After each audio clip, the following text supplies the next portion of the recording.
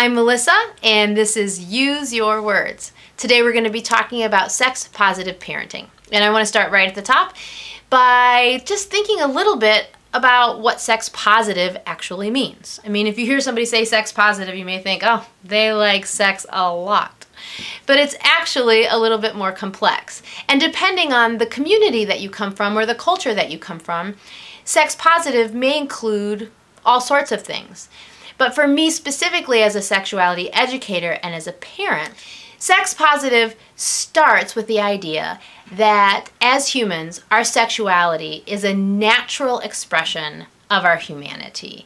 That there is nothing inherently disgusting, shameful, gross, bad, icky, nasty, embarrassing about our sexuality.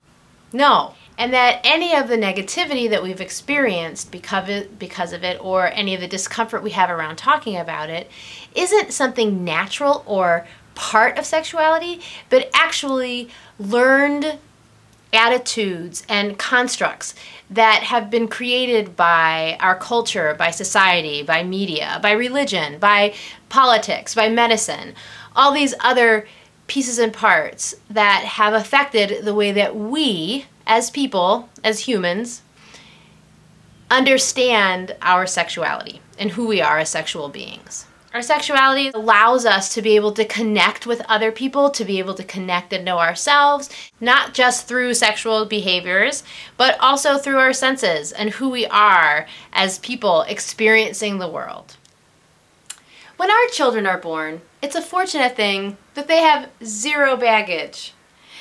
Unfortunately, when our children are born, we, the parents, have accumulated a ton of baggage.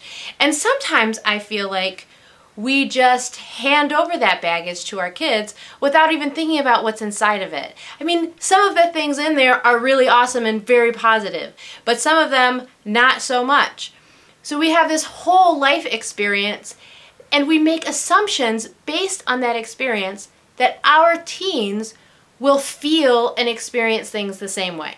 So I go back to this idea of what it means to be sex positive. If I feel like my sexuality or our sexuality as humans is this natural, wonderful thing, then the last thing I want to do is inadvertently pass on negative messages, shameful messages, discouraging messages, dangerous messages about sexuality to my children. Talking to your kids about sexuality is way more than keeping them out of trouble. I mean, we're trying to help them develop life skills. I think it's important then when you're feeling embarrassed or uncomfortable about a certain topic to just be honest with your teen. You know, just tell them, I'm feeling a little bit embarrassed or I'm a little bit uncomfortable. Now there's a difference between saying, I'm feeling uncomfortable, or this is uncomfortable. So let me give you an example. If I'm talking to Hannah and I say, Hannah, this is really uncomfortable, this is not going to be pleasant, and this is really embarrassing, I just wanted you to know that up front before we started talking. As opposed to, Hannah, I'm feeling really uncomfortable, and I'm a little bit embarrassed to be talking to you about this, but I feel like it's very important, so I just want to cover it anyway. In the first example, I was saying that this was uncomfortable and this was embarrassing.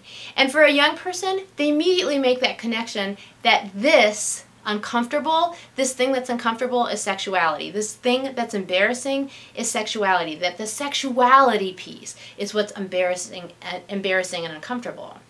In the second example, I said, I'm feeling uncomfortable and I am a little embarrassed. This really doesn't have anything to do with sex inherently, right? Or the sexuality part. It's just me. I'm feeling this way. So what I've done is I've taken the responsibility for how I'm feeling. I didn't put it on Hannah and I didn't put it on the sexuality part. And I've also provided a model for her. I've provided a model that shows her that adults, and she eventually, can take responsibility for how she's feeling and still move on, right? You can still go through it. We can still have this conversation even though we're feeling a little bit uncomfortable, a little embarrassed. And it doesn't have to be horrible. It actually can be kind of fun and silly if we want it to be. This is a model that our teens can take when it comes time for them to negotiate safer sex practices or set limits with their friends or partners. They're not necessarily skills that they'll start using right now, but maybe they do. But maybe they don't start using them for another 5 or 6 years. But they need to be able to practice it and see it modeled in order for them to get really good at it. This brings us to the end of today's episode, and the resource that I want to send you home with is a sex educator named Lene St. John. MamaSutra.com. That's right, you heard me. Mama Sutra, the Mama Sutra. She is a sex educator, sexologist, and works with parents to be able to help them normalize conversations around sexuality with their children. Being a sex-positive parent is a work in progress, like being a parent in general, right?